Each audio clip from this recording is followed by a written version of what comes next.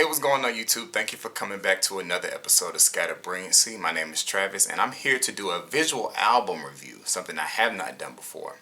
And today I'm going to be reviewing Todrick Hall's Forbidden visual album. His visual album dropped, the album itself dropped on, was it Tuesday? It dropped on Tuesday of last week, which I think was the 27th.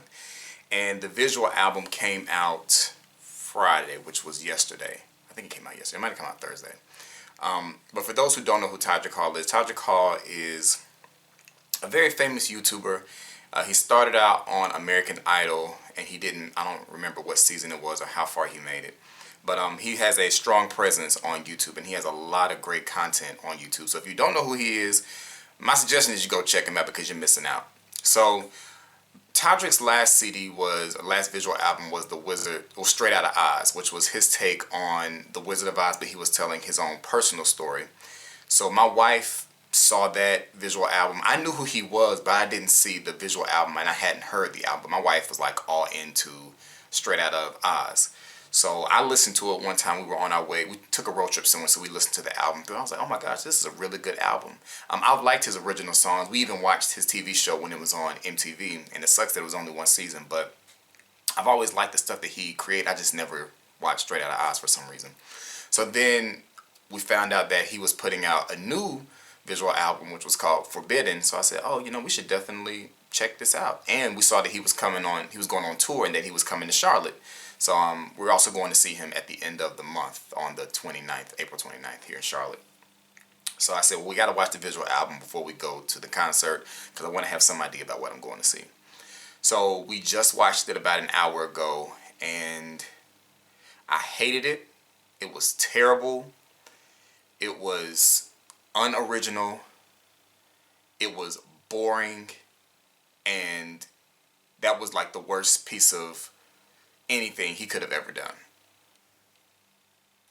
If you've seen the video, then you know that all of that is if I was in like Nakamerica. No, not Nakamerica. What's the name of the place? I took notes. I had to take notes. Hold on. All of that is like I was in Nakarima. So if you know what Nakarima is, you know why I said all of that. See, I'm there. So, in all seriousness, I thought it was awesome. I thought from beginning to end, it was so well put together. It was so well done, well filmed, well recorded as far as the music is concerned. Like I said, the album itself came out on Tuesday, but the visual didn't come out until yesterday or the day before. And I wanted to reserve hearing anything, seeing anything until I could see the visual, because I much rather see where his mind was at as opposed to listening to the songs and coming up with my own idea. And because he had two videos already out from the visual album, which were Dim Beats and Ordinary Day. And I said, I want to watch them, but I'm not going to because I want to see them within the context of the whole movie. And it made so much sense. My wife watched Ordinary Day, I guess whenever it got posted. She said she didn't like it. But then when she saw it in the context of the movie, she loved it. So I'm just going to go over pretty much what it was about.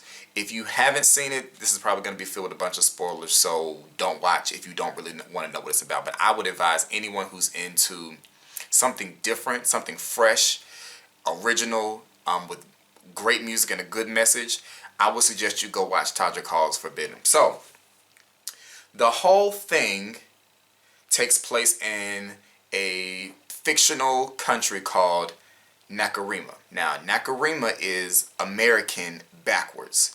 So the whole movie was a role reversal on modern day issues that are taking place within the LGBT community and minorities. I would say specifically black people because it was black and white people in it. So to give you an example of what that means, in the movie, because I'm just going to call it a movie. How did it start off? What happened? Oh, same-sex couples are the norm in his movie. So when it first started off, it started off with him getting arrested. And we don't know why it started off with Todrick Hall getting arrested. And his character's name is Nolan. I wasn't really sure if there was significance to that. And I'm not sure if it was Nolon or Nolan. And I was like, oh, because everything is backwards. But I don't think it really made a difference. But his character gets arrested in the beginning. So what the movie is about is telling the story up to him getting arrested and why he got arrested. So he gets arrested and he has this moment in the cell. And I've only watched it once. I probably should go back again. And now that I've seen it one time, watch it again and really listen to the lyrics to really get a deeper understanding for what he was saying. Even though I think I pretty much have the general idea. So his character gets arrested. Later on in it, we see Brandy, the R&B singer. He had a lot of cameos in the movie, which were awesome. So Brandy is playing his mother, and she's singing this awesome song called Lullaby to him in this room of women who have these white sheets on. And I'm like, okay, this is a little bit scary, but I mean, it sounds nice. And then at the end of the song, he's taken from her. Well, I later learned from watching through the movie that his mom was what's called, and this is all my assumption, it was never flat out said, but this is just my assumption, that his wife was a breeder. So the reason why she's a breeder is, like I said, in this universe, in this world, same-sex couples are the norm. Men are with men, women are with women. And that brought up the idea of, well, if men are with men and women are with women, how are their children? So the children come from breeders, which is what his mom was. And he was taken from her and given to a male same-sex couple. And the male same-sex couple that he was given to are I'm going to say mayors of this town. I'm not really sure. So he's brought up in, I guess you could say, somewhat of a spotlight because of who his dads were. So as the movie progresses, we learn more and more about this country, that same-sex couples are the norm and black people are the elite, if you will. So if you look at the United States and you look at how white people are the ones that are in power, it's the opposite in his Forbidden movie.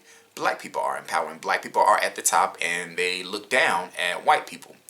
In a sense, I believe the whole movie was created to make people understand what these two different communities, as far as the black community and the LGBT community, are going through by flipping everything and making you see how it would be if it was you on the other end. So in a sense, where you have heterosexuals who are discriminating against homosexuals, we flip it and we have homosexuals who are discriminating against heterosexuals. And for the people who don't understand, maybe this will help you understand a little bit more. That's what I believe. I could be wrong, but that's just what makes sense to me.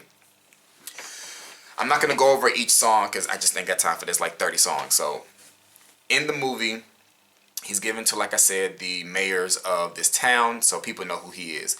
Some of the songs in the movie, to me, didn't fit with the story and could have been left out.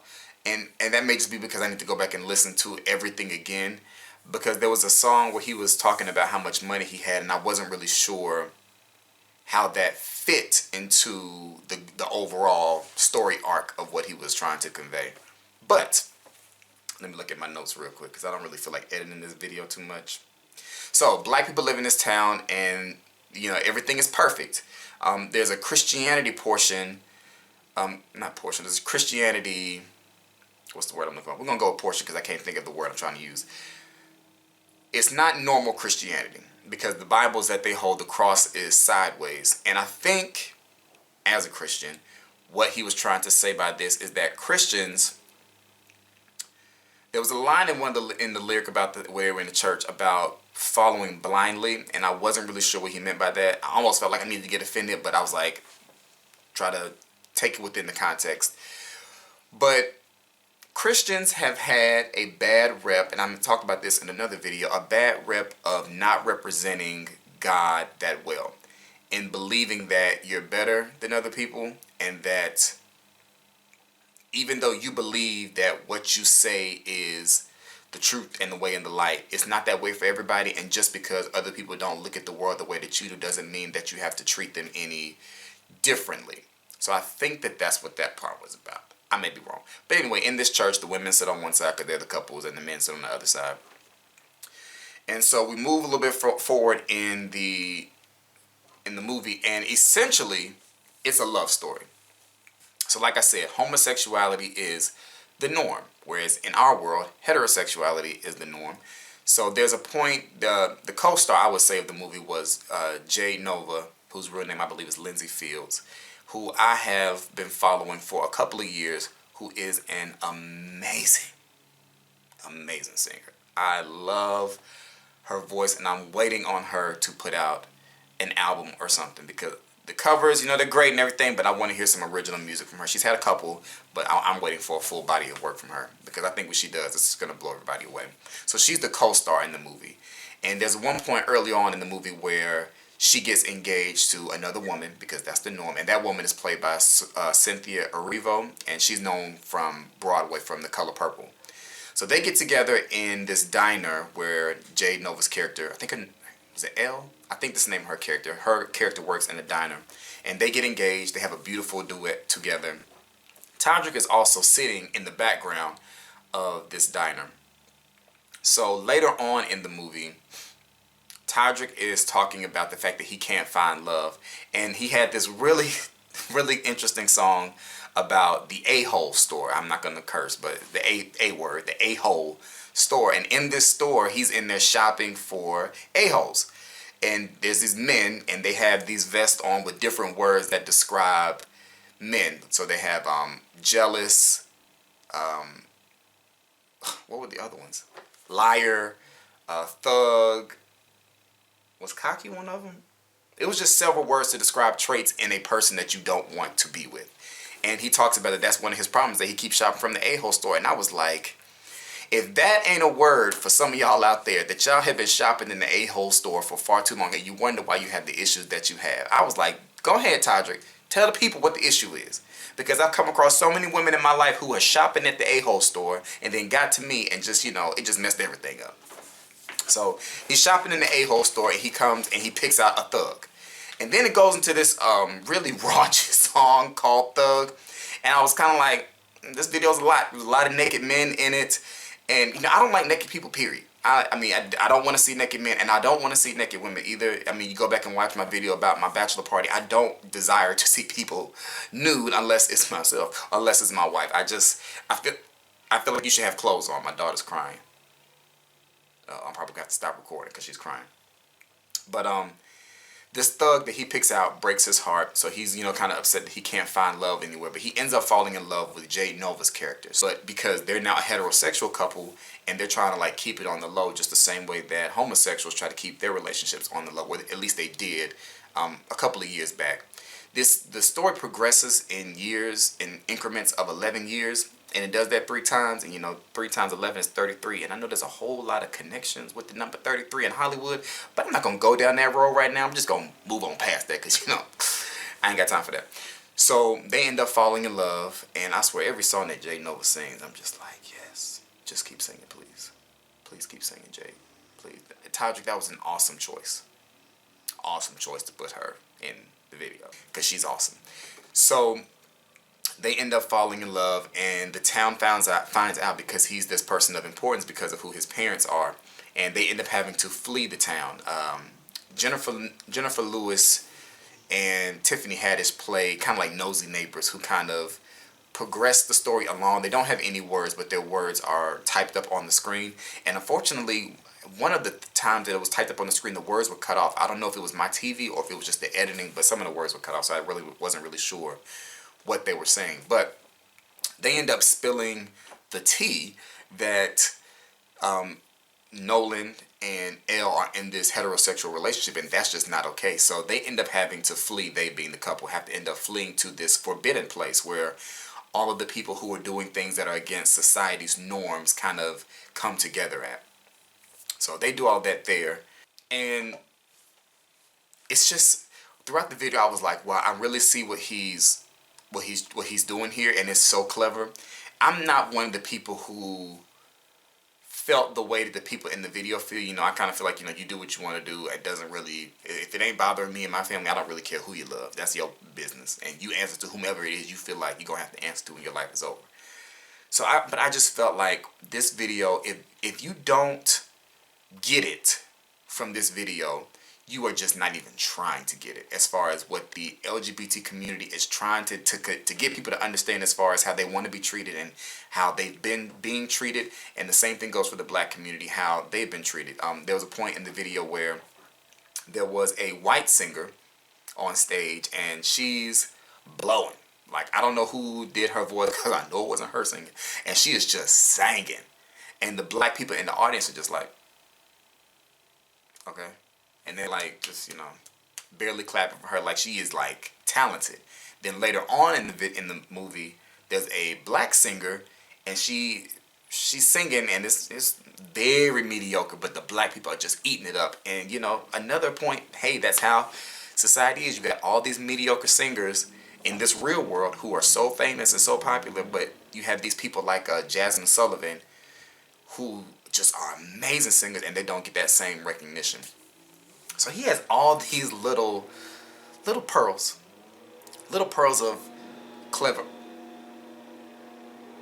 You gonna wait till I start doing my video to start blowing your yard? He has all these moments of like just clever little things that he put in there. Todrick Hall he's brilliant.